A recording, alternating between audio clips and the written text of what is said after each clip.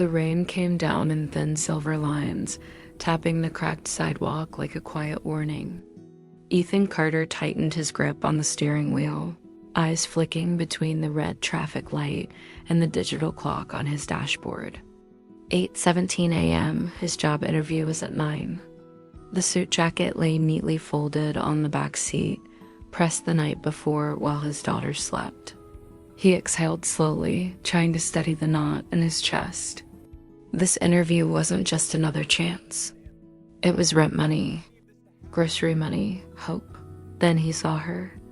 A woman standing beside a dead car, hazard lights blinking like a silent cry for help, rain soaking through her coat as she lifted a trembling hand. Before we go any further, I want to pause for a moment. Stories like this travel farther than we ever expect. Where are you watching from right now? Drop your city or country below.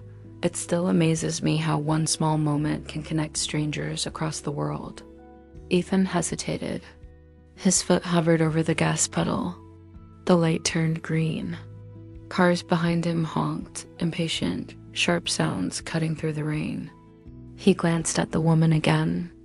She looked around 40, maybe a little younger, dark hair plastered to her face, phone pressed to her ear as she shook her head again and again. No signal. No help. Dad, are we late? A small voice asked from the back seat. Ethan met Lily's eyes in the rearview mirror. She was 7, her hair tied into 2 uneven ponytails, backpack at her feet because he'd promised to drop her at school early today. Her brown eyes held trust, the kind that both warmed and terrified him. "We're okay, sweetheart," he said softly. He looked forward again. The woman's shoulders slumped as another car sped past her, splashing water onto the curb. Something inside Ethan shifted, a familiar ache. He'd been the one left standing too many times. He pulled over. The wipers squeaked as he shut off the engine. Rain soaked his shoes the second he stepped out. "Hey," he called gently, jogging toward her. "Car trouble?" The woman turned, startled. Relief flickered across her face so fast it almost hurt to see. "Yes, I think the battery's dead. I don't know what to do." "It's okay," Ethan said. "Let me take a look." He popped the hood, rain dotting the metal like tiny mirrors. His hands moved from memory, years of fixing old cars, helping neighbors, keeping his own barely alive. Lily watched from the window, nose pressed to the glass. "You didn't have to stop," the woman said, voice tight. "I know everyone's busy." Ethan gave a small smile. "So are you. Doesn't mean you should be alone." After 10 minutes of trial and error, it was clear. The battery was gone. No jump would save it. "There's an auto shop 2 blocks down," Ethan said. "I can push it with you." They open early. Her eyes widened. "Really? In this rain?" He shrugged, already bracing his shoulder against the trunk. "Rain washes off." They pushed. Cars passed. Time passed faster. When the shop door finally opened, the mechanic waved them in. The woman turned to Ethan, tears mixing with rain on her cheeks. "Thank you. I don't even know your name." "Ethan," he said. "This is Lily." Lily waved shyly. "I'm Grace," the woman said. Her gaze lingered on Ethan, something unreadable behind it. "I won't forget this." Ethan checked his watch. 8:52. His stomach dropped. He drove away fast but careful, heart pounding louder than the rain. By the time he dropped Lily at school and reached the office building downtown, it was 9:27. The receptionist barely looked up. "I'm sorry," she said politely. "The position's already filled." Ethan nodded. He'd expected it. Somehow that made it worse. That night, he sat at the kitchen table, bills spread out like quiet accusations. Lily colored beside him, humming softly. He smiled at her, even as his chest felt hollow. 2 days later, his phone rang. "Hello, this is Ethan Carter." "Mr. Carter, A calm female voice said, "This is Grace Mitchell. We met in the rain." His breath caught. "Yes. Yes, I remember. I was hoping you would," she said gently, "because there's something you don't know. And I think it might change everything." Ethan gripped the phone, confusion and fear tangling together as Grace continued to speak, her words slowing, her tone suddenly heavy with meaning. Grace's voice stayed calm, but there was something underneath it now, a weight Ethan couldn't place. "I didn't introduce myself properly that morning," she said, "and you didn't have time to ask questions. You were in a hurry because of an interview, right?" Ethan swallowed. "Yes, I was." "I know," she replied softly, "because that interview was with my company." Silence flooded the kitchen. The refrigerator hummed. Lily's crayon scratched against paper in slow circles. "I'm sorry," Ethan finally said. "My name is Grace Mitchell," she continued. "I'm the regional director at Mitchell & Rowe Logistics. I was on my way to the office when my car died. You were supposed to be sitting across from me that morning." Ethan closed his eyes. If you were standing there with him, knowing what that choice cost, what would you have done? Would you have driven past? Or stopped anyway? Be honest and tell me in the comments. And if words don't come easily, just tap like, sometimes that's enough to say kindness still matters. "I didn't know," Ethan said, his voice barely holding together. "I swear, I would never—" "I know," Grace interrupted gently. "That's why I'm calling." Ethan's fingers tightened around the phone.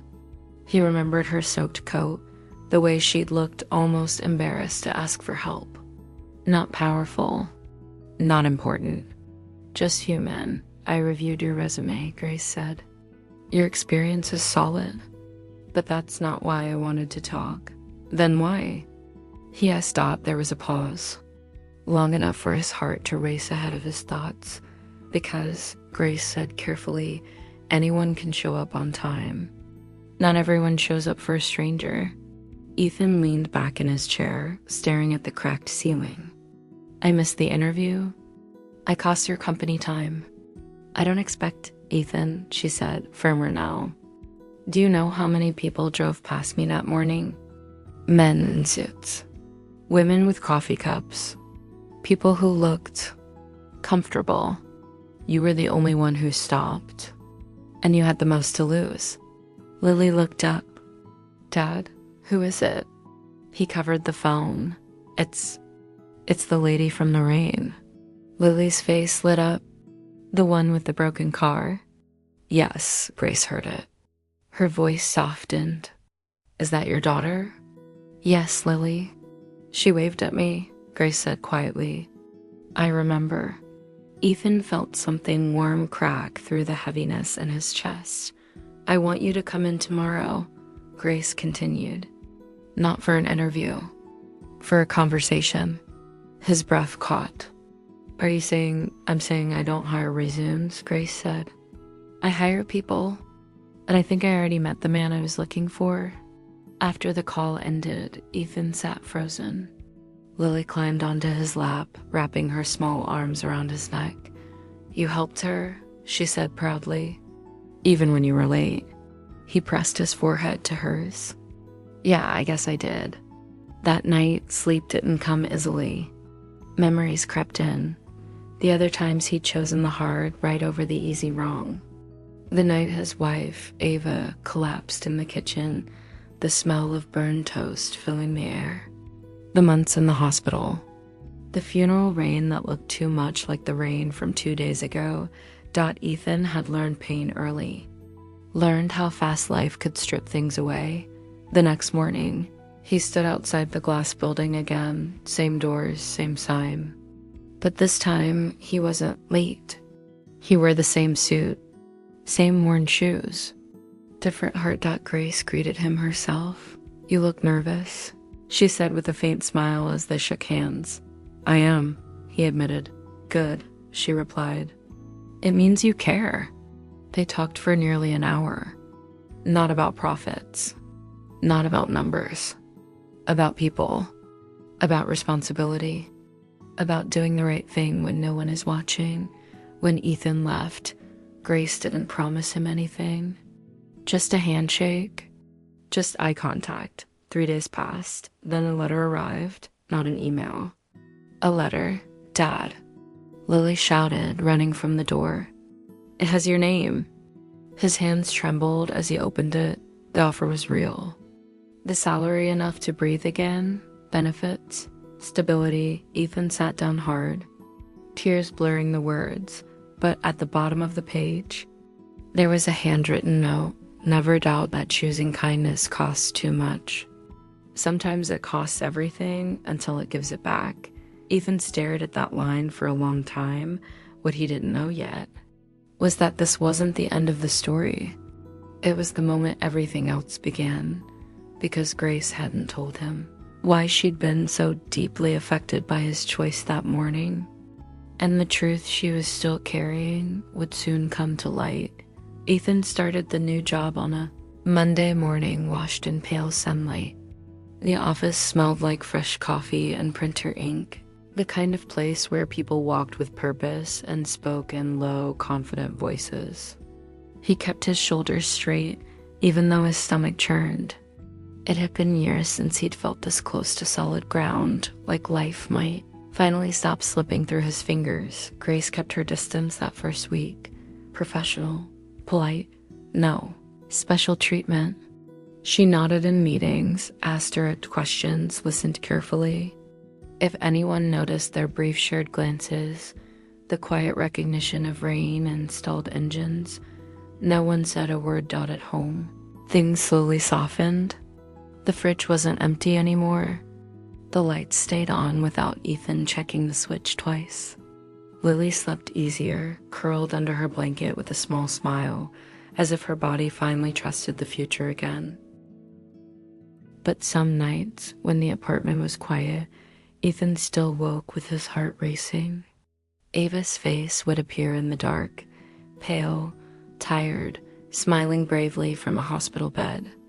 Loss didn't disappear just because life improved. It learned how to whisper instead of scream.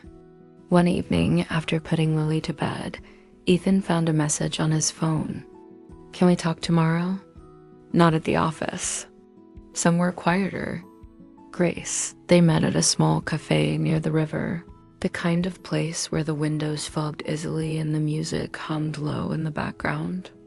Grace arrived early, hands wrapped around a mug she hadn't touched.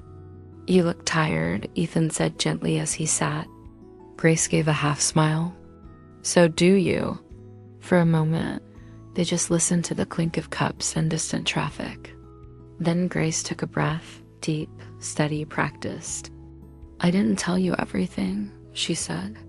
Ethan nodded. I figured. She looked out the window, eyes following the slow movement of water. 3 years ago, my younger brother died. Car accident.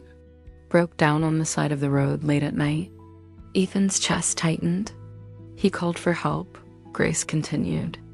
Roadside assistance, friends, anyone, no one stopped. A truck clipped his car. That was it. Her voice didn't break. That somehow made it heavier. I was the one who identified him, she said. Rain was falling that night too. Ethan swallowed hard. The cafe seemed suddenly too small. So when you stopped for me, Grace said quietly, it felt like time folded in on itself. Like I was watching a different ending play out. One that never came for him. Have you ever been helped when no one else showed up for you? If yes, write yes in the comments. And if you can, share the name of the person who did. Sometimes gratitude deserves to be spoken out loud. Ethan leaned forward, elbows on the table. I'm sorry, he said. I truly am. I know, Grace replied. That's why this matters. She finally lifted her mug, took a small sip, then set it down untouched again. I don't believe in coincidences anymore. I believe in choices. After that day, something shifted between them. Not romantic, not simple. It was respect woven with shared grief. Two people who understood what it meant to lose and still choose to give. Weeks passed. Ethan settled into the job. He worked hard, stayed late, learned fast. Grace noticed, but she never praised him publicly. Instead, she trusted him with responsibility, real responsibility. Then one afternoon, everything cracked open again. Ethan was reviewing shipment data when his phone buzzed. Unknown number. "Mr. Carter?" A man's voice asked urgently. "This is County Hospital. Your daughter, Lily, there's been an accident at school." The office blurred. She's alive," the man said quickly. "But you need to come now." Ethan didn't remember standing up. He didn't remember grabbing his coat. He only remembered running past desks, past glass walls, until he nearly collided with Grace. "What happened?" she asked, reading his face instantly. "Lily," he gasped. "Hospital." Grace didn't ask permission. She grabbed her keys. "I'm driving." The hospital smelled like antiseptic and fear. Lily lay on the bed, arm in a cast, a small cut on her forehead. She looked so small under the white lights. "Dad," she whispered. Ethan's knees gave out as he reached her. "I'm here. I'm here," a nurse explained. A fall from the playground ladder, nothing life-threatening. But fear doesn't listen to logic. Grace stood back, giving space. Watching Ethan hold his daughter like he might lose her if he let go. Something in her eyes shifted again. Later in the hallway, Grace spoke softly. "When I lost my brother, I wished someone had been there. Just once, you were there for me. You're there for her." Ethan looked at her, realization flickering. "That morning," he said slowly, "you weren't just stranded, you were testing the world." Grace didn't deny it. "And now," she said, voice low, "the world is about to test you again." Down the hall, a doctor approached, his expression serious, careful, and Ethan felt that old cold fear crawl back into his chest as the man began to speak. "Mr. Carter," the doctor said, folding his hands, "the fall itself wasn't severe. The fracture will heal." But the scans showed something else. Ethan's breath caught. Hospitals had taught him how fast hope could collapse. "There's a shadow near her lung," the doctor continued carefully. "It could be nothing, a bruise. But given her symptoms, the fatigue, the coughing her teacher mentioned, we need further tests." Grace's hand hovered near Ethan's arm but didn't touch him. She knew that look. She'd worn it once herself. "When?" Ethan asked, his voice hollow. "Tomorrow morning. We'll keep her overnight." Lily slept soon after, tiny fingers curled around Ethan's thumb. Machines hummed softly, indifferent to fear. Ethan stared at the rise and fall of her chest, bargaining silently with a universe that never answered. Grace finally spoke. "I'll stay. You shouldn't be alone." He nodded, too tired to argue. They sat in plastic chairs under fluorescent lights, hours stretching thin. Ethan told Grace about Ava, how she used to dance in the kitchen, how she'd made up silly songs for Lily. Grace listened without interrupting, eyes glossy but steady. "She was my compass," Ethan said. "After she died, I just kept moving so Lily wouldn't see me fall apart." Grace looked at him. "You don't have to be unbreakable to be strong." Sometime after midnight, Ethan stepped out to get coffee. In the hallway, he noticed a janitor struggling to push a cart with a broken wheel. Without thinking, Ethan helped him steady it, walked it down the hall, fixed the latch with practiced hands. "Thanks," the man said, surprised. "Most people just walk past." Ethan shrugged. "Someone once told me showing up matters. Now it's your turn. Think about one small good thing you did recently, no matter how simple it felt. Write it below so others remember.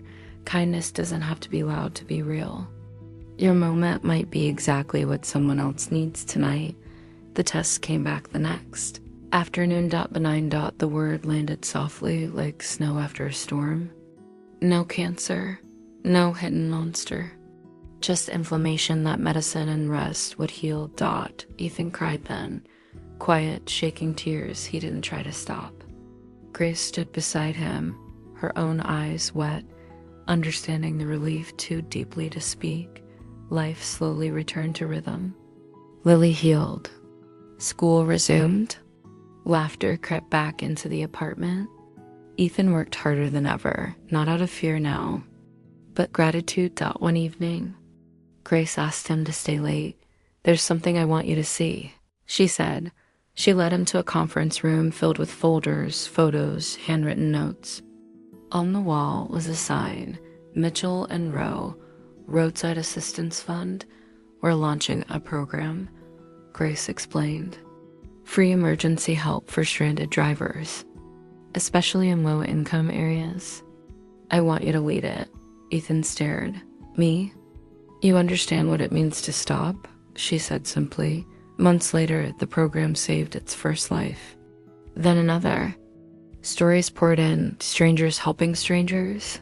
Chains of kindness sparked by a single decision. At the launch event, Grace took the stage.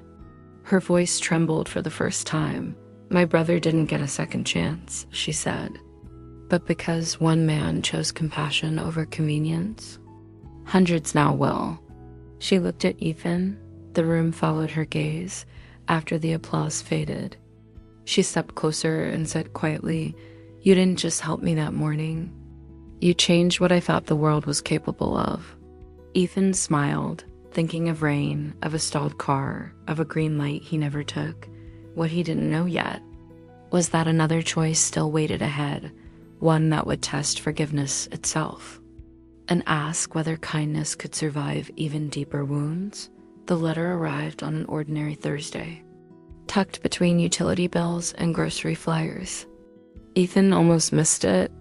The envelope was plain, the return address unfamiliar. He opened it absent-mindedly and felt the air leave his lungs. Eva Carter. The name sat there, impossible and unmistakable. His fingers went cold. Inside was a single-page notice from a legal firm. Formal language. Careful wording. One line stood out, burning into his chest. Regarding the estate and unresolved medical liability of Eva Carter. Ethan sank into the chair. The room felt suddenly smaller, the walls pressing in. He hadn't heard Ava's name spoken by a stranger in years.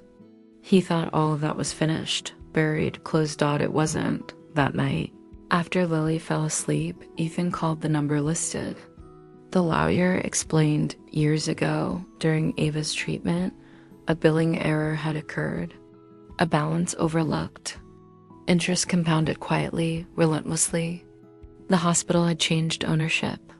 Files resurfaced. They're reopening the claim, the lawyer said. Legally, you're responsible. How much?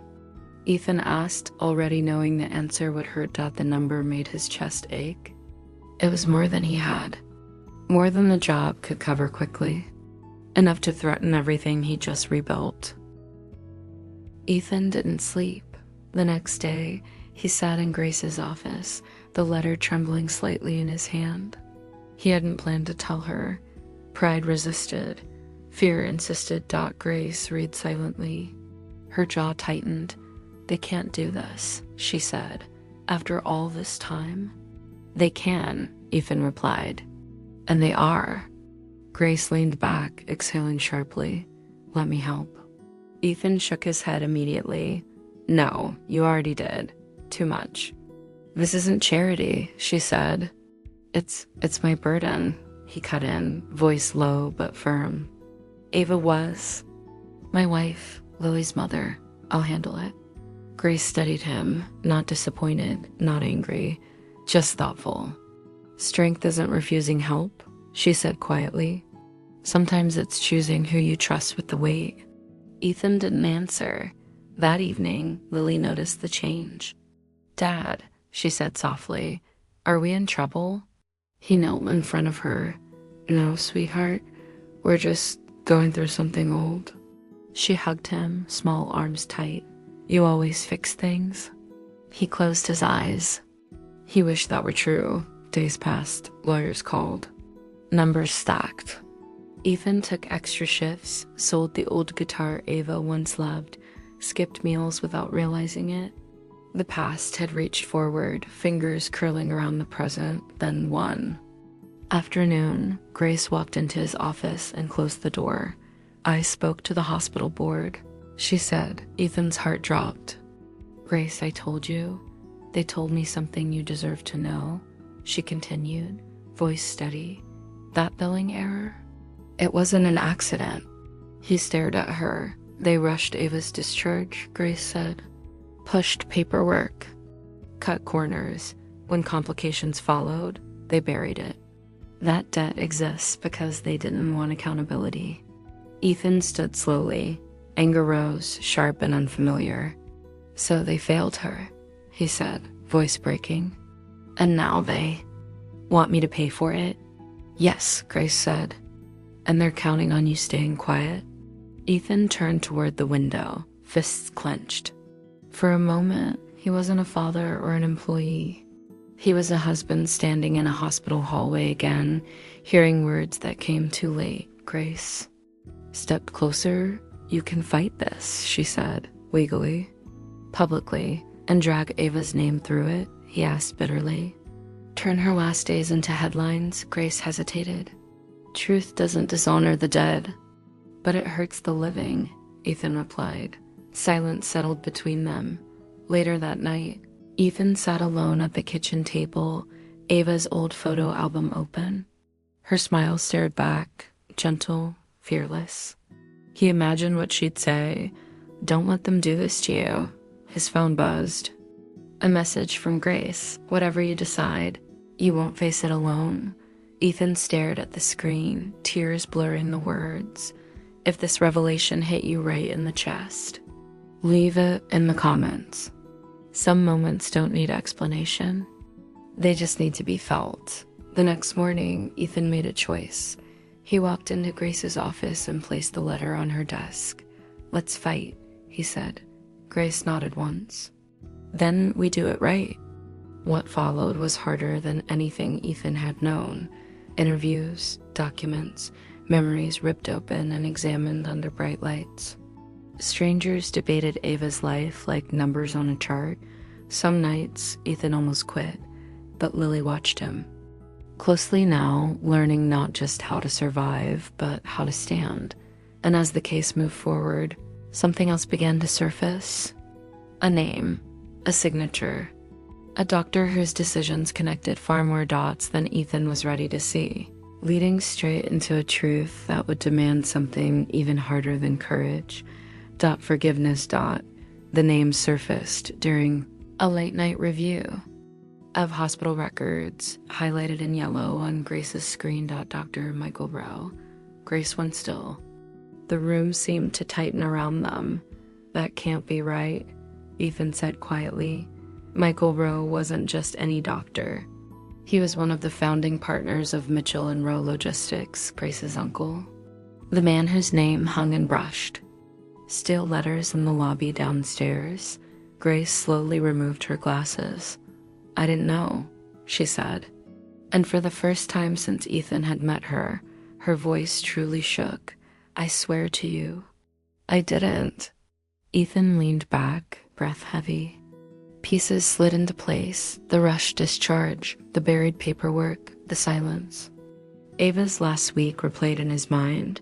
The nurse who avoided eye contact, the doctor who spoke too fast, the sudden push to go home.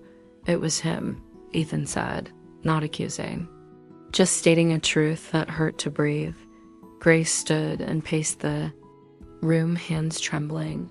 If this is true, everything changes. It already has, Ethan replied.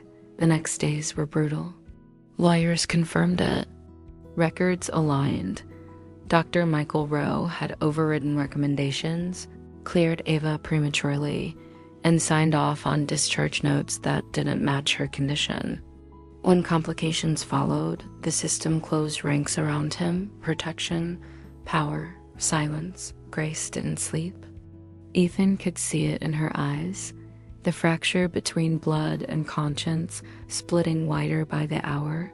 He helped raise me, she said one night, sitting across from Ethan in the same cafe by the river. Paid for my education. Taught me to drive. He's not a monster in my memories. Ethan looked at the water, dark and steady. Neither was the man who signed my wife's death papers, he said softly. Until he was, Grace swallowed hard. If we continue, it won't just be the hospital. It'll be him, my family, the company. Ethan nodded. I know. Silence stretched between them, not empty, but heavy with consequence. Be honest, Grace said suddenly, eyes locking onto his. If you were me, could you forgive him? Ethan didn't answer right away. His thoughts went to Lily, asleep with Ava's necklace tucked under her pillow, to birthdays Ava never saw, to mornings that started without her voice. Could you forgive someone who caused this kind of loss? Type forgive if you believe you could, or never if it would break you too deeply. There's no wrong answer, only truth. I don't know if forgiveness is the same as silence, Ethan finally said. But I know this. Letting it stay hidden doesn't honor Ava, or you. Grace closed her eyes. When she opened them, something had settled. Not peace, resolve. Then we tell the truth, she said. The fallout was immediate. Board meetings turned hostile. Media calls flooded in. Grace stood before executives who had watched her grow up and said words none of them expected. We don't protect names, she said. We protect people? Dr. Michael Rowe denied everything at first. Then documents surfaced, emails, timelines. The truth pressed in from every side. Ethan was called to testify. The courtroom smelled like old wood and tension. When Michael Rowe entered, Ethan felt the urge to stand, out of habit, respect something. Human. He stayed seated. The doctor looked older than his photos, smaller. When his eyes met Ethan's, something flickered, regret maybe, or fear. I never meant for her to die, Michael said during testimony, voice thin. I thought she was stable. You thought wrong, Ethan replied, steady, and you never looked back. The verdict came weeks later, accountability, settlement, public acknowledgement of wrongdoing. The debt vanished, but justice didn't feel like victory. It felt quiet, heavy, like setting down a weight you'd carried too long. After the trial, Grace visited her uncle alone. No cameras, no lawyers. I loved you, she said simply. Michael nodded, eyes wet. I know. She didn't say she forgave him. Not yet, maybe not ever. But she walked away without hatred in her step. That night, Ethan stood on his apartment. Balcony, city lights blinking below. Grace joined him. It's over, she said. It's done, Ethan corrected gently. Over takes longer, Grace smiled sadly. You're right. Inside, Lily slept peacefully. For the first time in years, the past loosened its grip. And as dawn approached, something new stirred. Not closure, not healing, but hope, fragile and real, waiting to be chosen. Morning arrived quietly, the kind that didn't demand anything. Pale light slipped through the curtains, landing on the picture frames along the wall. Ava laughing at the beach, Lily missing her front tooth, a photo Ethan hadn't realized Grace had taken months ago, him and Lily standing in the rain at the roadside assistance lounge, both squinting into the sun. Ethan stood in the kitchen making pancakes when Lily patted in, rubbing her eyes. Dad, she said sleepily, are we okay now? He paused, then smiled. Yeah, kiddo, we're okay. She climbed onto a chair and watched him flip the pancake. Mom would have liked Grace, she said casually. Ethan's hand stilled for just a second. I think she would have. Grace arrived later that afternoon. No blazer, no schedule. Just jeans and a soft sweater, hair loose, eyes lighter than they'd been in weeks. She brought a small box with her, I found these while clearing out my uncle's office. She said, setting it on the table. They belong to him, but they're not his to keep. Inside were files, not legal documents this time, but handwritten notes. Apologies never sent. Names of patients. Attempts too late at accountability. He started writing them after your testimony, Grace said. I don't know if that changes anything. Ethan closed the box gently. It changes the ending, he said. Even if it doesn't erase. The middle. They sat on the couch, Lily curled between them, flipping through a picture book. For a while, no one spoke. The silence felt earned. Weeks turned into months. The roadside assistance fund expanded faster than anyone expected. Volunteers signed up. Local news ran stories, not about scandal, but about strangers helping strangers. Grace stepped back from the spotlight, handing leadership to a team that believed in the mission, not the headlines. Ethan found himself speaking at schools, community centers, quiet rooms where people carried invisible weight. He never told them to be heroes. He just told them about a green light he didn't take. One evening, after an event, a young man approached him. I almost didn't stop for someone last winter, the man said. Then I remembered your story. Turns out it was my future boss. Ethan laughed softly. Funny how that happens. Later that night, Grace and Ethan walked along the river where they'd first spoken. The water reflected city lights like broken stars. I don't think forgiveness is a finish line, Grace said thoughtfully. I think it's a direction, Ethan nodded. And some days you just take one step. She looked at him then, really looked, and for the first time, there was no weight behind it. Only warmth. Whatever this is, Grace said gently. I don't want it to come from loss. I want it to come from choice. Ethan smiled, then re-choose. Spring arrived with small miracles. Lily rode her bike without training wheels. Ethan planted flowers Ava once loved. Grace laughed more easily. The world didn't heal all at once, but it leaned toward light one Sunday morning. Ethan stood in line at a grocery store when he noticed a woman struggling with a crying toddler and too many bags. Without thinking, he stepped forward, helped. Studied the cart, made a silly face that earned a hiccuping laugh. The woman smiled, relieved. Thank you. I really needed that. Ethan nodded. Me too. If you still believe love wins, even after loss, even after pain, comment amen. Let's fill this space with hope. Somewhere someone scrolling right now might need to see it.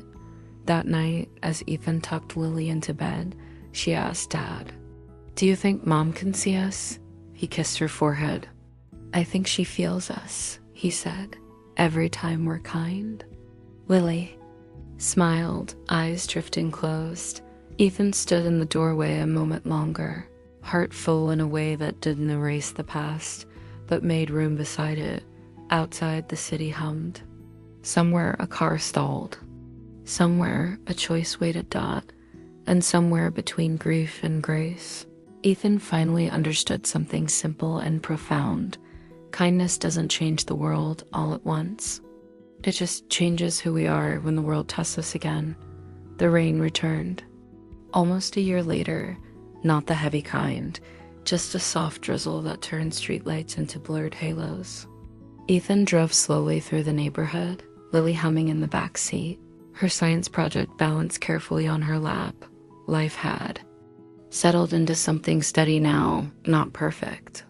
But real Dot at a red light, Ethan noticed a familiar sight. A car pulled over. Hood up. Hazard lights blinking. He felt his chest tighten, not with fear this time, but recognition. He parked safely, glanced at Lily. Be right back. She grinned. I know. You stop. The woman by the car was young, maybe early 20s mascara, streaked by rain. She looked up, startled, when Ethan approached. Battery? He asked gently. She nodded, embarrassed. I'm already late for work. I don't even know why I tried today. Ethan smiled. the same small, tired smile he'd worn once. Sometimes today tries us first. He helped her push the car to the curb, called roadside assistance, waited until help arrived.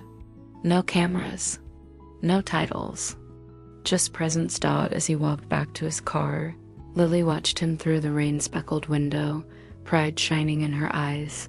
"Dad," she said when he got in, "do you think that lady will remember you?" Ethan started the engine. Maybe not, but you'll remember her," Lily said. He nodded. "Yeah, I will." That night, after Lily fell asleep, Ethan stood on the balcony again. Grace joined him, handing over 2 mugs of tea. The city stretched out below them, imperfect, breathing, alive. "I used to think one moment defined us," Grace said quietly. "One mistake, one loss. And now?" Ethan asked. "Now, I think it's the moments we repeat," she replied. "The ones we choose again and again." They stood in silence, not needing to fill it. Ethan thought of Ava, of the pain that once felt endless, of the debt that nearly crushed him, of the truth that hurt before it healed, and of a green light he'd ignored, a choice that cost him everything for a moment and gave it back slowly, piece by piece. He realized something then. Kindness didn't save him because it was rewarded. It saved him because it reminded him who he was, even when life tried to strip that away. If this story stayed with you, don't scroll past quietly. Tap like, not for me, but for the soul who carried pain, chose kindness anyway, and kept going. One small click can be your way of saying, "I felt this." Ethan went inside, checked on Lily one last time. She slept with Ava's necklace resting on her chest, breathing slow and even. He turned off the light. Tomorrow would bring new challenges, new losses, new chances to look away or to stop. In somewhere, in the quiet space between convenience and compassion, the world would wait for another answer, because kindness doesn't announce itself. It just shows up. And sometimes that's enough.